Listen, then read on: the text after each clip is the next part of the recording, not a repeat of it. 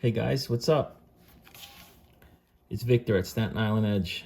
Glad you made it back to the channel. So I want to have a healthy discussion and I want to show you some really cool knives. So these two right here, these are two of my favorite knives in my collection, and they happen to be American made by American designers. And they're absolutely, I mean, I could gush over these for days. They're pretty exquisite in terms of an ADC knife, small batch, exclusive pieces. When I say exclusive, I'm not talking, they only made 10 Rosies, or they only made 100 FSDs. This is a brown FSD, a mini FSD. And this is a Oz Company Roosevelt, lovingly known as the Rosie. These two are just legendary. If you know anything about the higher end American made knife market, you've heard of these two. Once again, this is the Rosie on my left here, on my left. And this is the mini FSD. These knives, it's not like you just order them from a website. These knives, you have to wait for drops. You sign up, you give them you promise them your firstborn and the deed to your house. They put you on a list. And then when they drop, you have to be slick enough and quick enough to get a spot. And then you have the pleasure of paying an exorbitant amount of money for them. I'm not gonna lie, they're cheap, and they're not cheap. And most people would think you're crazy to spend this kind of money on a pocket knife. Okay, so the discussion I want to have, I'm going to make it quick, but I think it needs to be said. I am a knife guy through and through, and I told you my passion runs deep. I've said that more than once, and it's not only that it's about slip joints and moderns. It's also where I buy my knives from, where they come from. Okay, so I'm a proud American. I bleed red, white, and blue, and I'm proud to say that the hobby that I love, this knife hobby of ours, we're lucky. We could say some of the best knives that have ever been created came from America. Some of the best knife makers come from America, and I think to this day that could still be said, at least in my opinion. The best knives are made here in America. Now, do I buy German knives? Absolutely. All kinds of European-made knives, Russian knives, absolutely. And I own several of them. But guys, I also buy Chinese. Yep, I said it. I buy Chinese knives, and the thing with Chinese knives, there's a stigma attached to it, and this goes back quite a bit. And my main thing is here, because I'm a new channel and you guys don't know me, I want to get things, I don't want to get off, how do I say it, set off on the wrong foot. So basically I'm saying I will be featuring Chinese knives occasionally. And I'm not gonna lie, I like them. I like them a lot. So that's what I want to say. And the reason these two guys are here, not only because they're awesome, and if you don't know about them, I want you to know about them, but because I want to compare them a little bit to the knives I'm about to show you. I think what I'm going to do is I'm going to start featuring knives, maybe for a little bit, like I call it a series by brand. And my first one's probably going to be Chinese brand. As a matter of fact, not probably, I'm going to do it now. I'm going to feature the brand Kizer. And Kizer's come a long way. I remember 15 years ago when I bought my first Kizer. It's not like the Kizers of today, let me tell you. There was a thing when back in the day when you chose to buy Chinese over American, you knew there was a compromise. You knew you're spending a lot less, but you're getting a lot less in build quality and materials. Okay, things have changed. It's not like that anymore. And now I'm not here waving my flag saying buy imports, buy, buy Chinese knife. No, it's not that. I'm just telling you that it's okay to love both. I do. And the significant difference is, besides that, these here, something like this, they're very limited compared to the mass-produced, at least most of the mass-produced knives. Let's say from a company like Kaiser. You can't compare the amount of the amounts that are being produced. It's completely lopsided. These are so far fewer. But besides that, let's compare.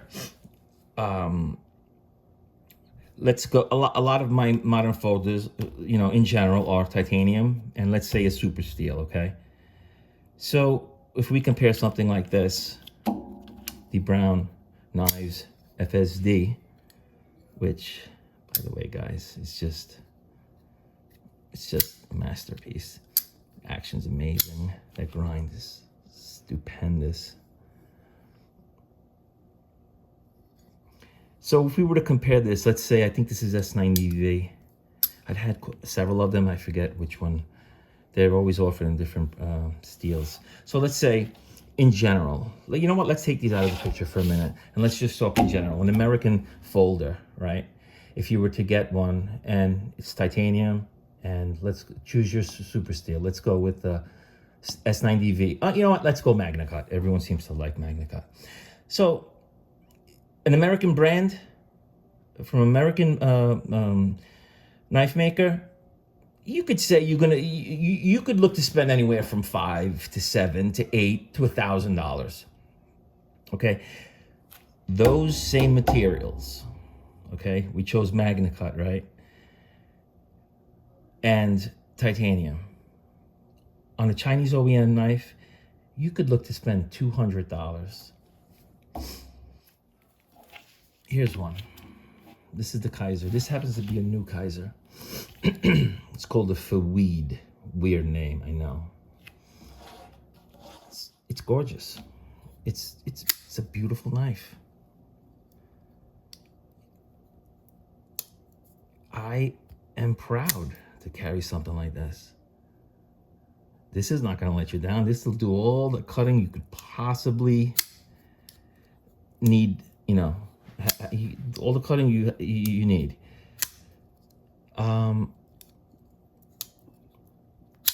And again, I think this is about $200.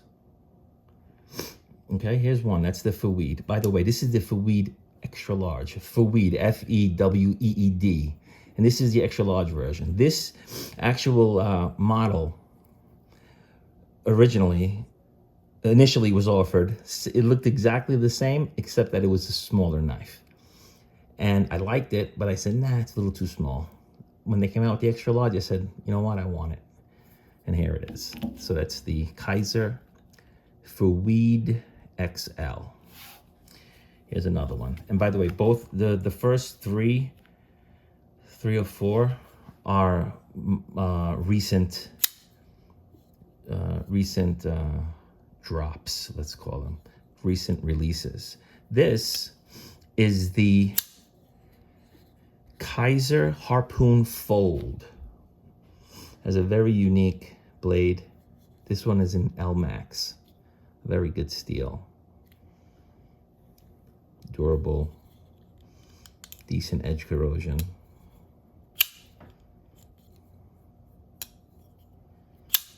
Beautiful, smooth action.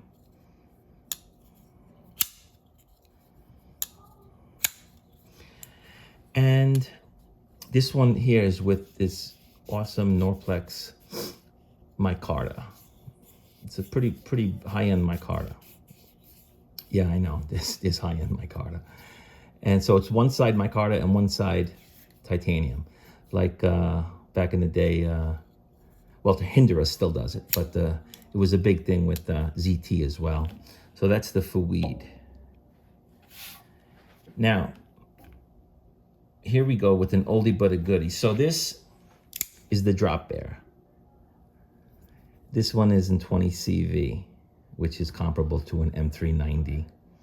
All around balanced steel, very good. It's good at everything. Not great at anything, but good at everything.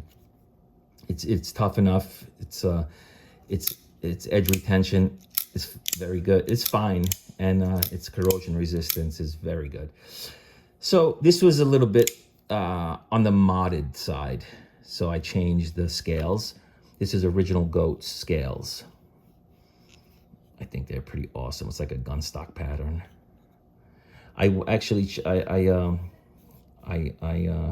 This titanium clip here is actually from a Kaiser. The Kaiser makes this. That's what I meant to say. That you could buy it separately. And these thumb studs I added. And that's the Drop Bear. This is a pretty well-known and loved model for Kaiser, and relatively inexpensive, because these knives, the thing with Kaiser, they make a premium brand and they make the more budgety brand.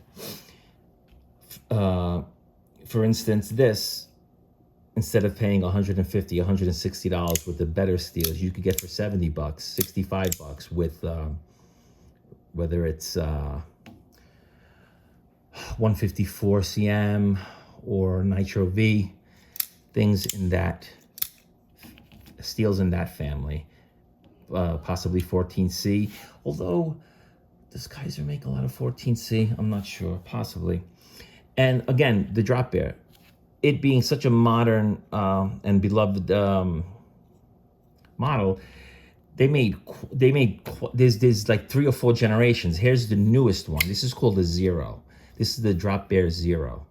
Basically the same knife, but it's not. The main thing here, look at this lovely hollow grind versus the flat grind of the first gen. I don't know if you could see it, but that's this one here, the Zero. The Drop Bear Zero is the hollow grind, and this here is the flat grind, the high flat grind. They're both good slicers, but given the choice, I always go with the hollow. So this is in 20 CV. This is in LMAX. And the most significant, if you ask me, besides the hollow grind, is this locking mechanism. So this is the top liner lock. Seems like everyone has their own name for it, but we could thank good old Spyderco for this. This type of lock was first used in the smock, in the Spyderco smock. And then when the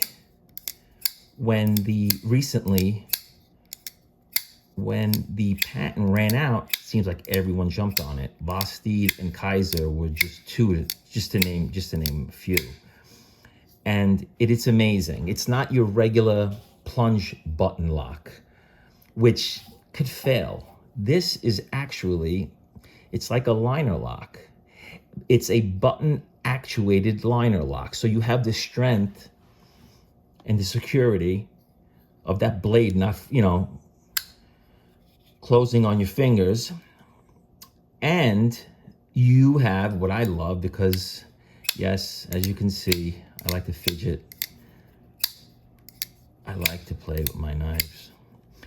It has a detent, which makes all the difference in the world if you want to sit there and play with your knives. A regular plunge lock and most, I would say all, crossbar locks don't have a solid detent. We'll get into what a detent is another time. I don't know if I want to bore you with that yet.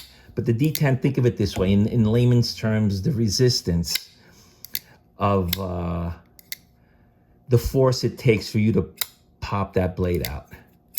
And it makes it pleasant. When there's no detent, like on a regular push button plunge lock, it's just not as satisfying. This, the push button liner actuated or top liner lock, is just like a regular liner lock, like that. in the sense of that feeling, that satisfaction you get from popping that blade out. Okay, so there we go with two versions of the Drop Bear. Then we go with, this is a legendary Kizer too, and this came in many iterations. This is the Sheepdog. I had quite a few Sheepdogs, mostly gone now, whether I sold them or traded them. But once I saw that this was the perfect size, because there have been smaller Sheepdogs and there have been bigger, giant Sheepdogs, which never really spoke to me. This one I think is a great size. This is a great EDC. So much, you could get so much done with this kind of blade. Utility cuts, I mean, for days. And here we go. What do you see there? That button, that does this. Remember, this is not a regular button lock with the plunge, which is mushy with no detent and could fail and close that blade on your fingers. This is like this. Like the Drop Bear Zero, it's a top liner lock. It's a button actuated liner that keeps it secure and gives you a great satisfying open. That's the Sheepdog. I think it's called the Sheepdog 2.99, meaning the blade is a 3-inch blade. 2.9, I think it's called. Sheepdog 2.9 with the top liner lock. Here we go. Here's another one. This one is the Mini Momo. It's a mini because the original Momo was a giant. Same exact knife, but just giant. This one, I think this size is perfect. It's a great little gentleman's carry. It's got super slick action. I'm talking about oily. It's an oily drop. It's awesome. And it has this distinctive front flipper. Some people love it, some people hate it, some people, like myself, indifferent about it, but it makes for an excellent front flipper if you like front flippers.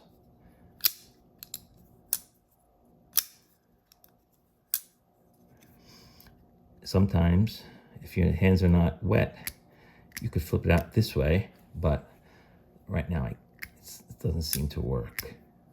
Anyway, yeah, but this is your primary, your only way to open it is with this front flipper, which you could do over the top, the side roll, or I like to call it reverse Bic lighter. Once you get the hang of it, you'll love it. A lot of people stay away from front flippers. I get it. I happen to love them. And that's the Mini Momo. Here we go. Now this is a tremendous seller for Kizer. And this, I forgot to mention, most of these knives are from famous designers. This one, for instance, is, if I'm not mistaken, it's Jonathan Styles, who has gone on to bigger and, I don't want to say bigger and better things, but he's very well known. He's got a great eye for design. Yeah, you'll see his trademark right there, Jonathan Styles Design. This one happens to be, so this is the Kizer Militar. Very beautiful knife. You know what I'm going to do? I'm going to move these out of the way for now because it's hard to pick up the lines of this knife with that background. So this knife has been a huge success for Kizer. So much so that it was offered in so many different steels, and they actually made a mini. They made what a shocker, right? So many of their knives that sell well, they make different versions of them. Whether they were small and they ended up making them bigger, like this one with the Fouid, it was a smaller size knife, and then they made the XL, or the Militar, which was in this size, originally released with a 3.5-inch blade. And then they went, it was such a success that they went with this smaller one. And I believe it's just barely a 3-inch blade, the Militar, the Mini Militar. This is famous for, when I tell you guys, I've been gushing about the action. Kaiser, the action on, you know what? I'm going to say it. The action on Kaiser, Concept, and Vastid is fantastic. Just amazing. I mean, even let's say older gentlemen with arthritis shouldn't have a problem with this. It is just velvety smooth. It's a beautiful knife. Not the edge. It's not thick. I wouldn't call it super thin, but you could definitely get a lot of cutting with this one. Another thing that's distinct about this particular variant of the Militar, because they have satin, regular satin, which is the silver blade with satin finish, and I believe it's like a belt satin. And then this I chose, you notice it's glossy. Some people like that, some people don't. I get it. I like them both. Remember, I love knives. So this is DLC. And guys, I don't know what you heard about DLC, but it's real and it works. It is amazing. I could take a nail to this right now and scrape my name into it. And you'll say, this guy's crazy. And then with the napkin or a rag, I'll just wipe it off and it'll disappear. It's some kind of diamond encrusted coating that they bake on. And like I said, I'm not kidding, guys. It works. DLC is not PVD. It's not Cerakote and all that stuff that we've known for decades. DLC is a different animal, and it works. It's amazing. Yeah, I love it. What do we got here? Last but not least is another very nice Kaiser. It's called a Veritas. And this, talk about this knife, when I think of a perfect EDC knife, this is what comes to mind. Why? Because it's thin. It's the perfect size. The blade, it's a little over 3 inches. I think it's 3 1/4 inch, which is fine for EDC. You know, if you're going to do more work, heavier work, why not? Then you grab a bigger knife. But for the most part, you could do a lot with a 3 1/4 inch blade. Again, choose your knives accordingly. Choose the right knife for the right task. I'm not going to go batoning firewood with this. There's different knives for that. And if you ask me, you should be using a fixed blade if you want to baton wood. But that's another one. But that's another discussion we'll get into. So this is the Veritas. This is S35VN.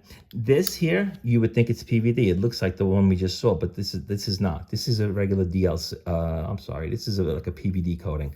This will scratch off eventually. It's pretty durable. I've used it. But if you really get down and dirty with this knife, you're going to leave marring on the blade, on the finish, not like the DLC. But this knife, again, if you don't like the black, you could get this in silver. It's titanium with S35VN and some of the most amazing action you could ever want in a knife. Again, front flipper, and I love the fact when you have choices. You know, here you have the blade hole. That you could use your thumb. I mean, first you could slow roll it if you want. You could flick it with your thumb. And then you could, my favorite, you could use your middle finger.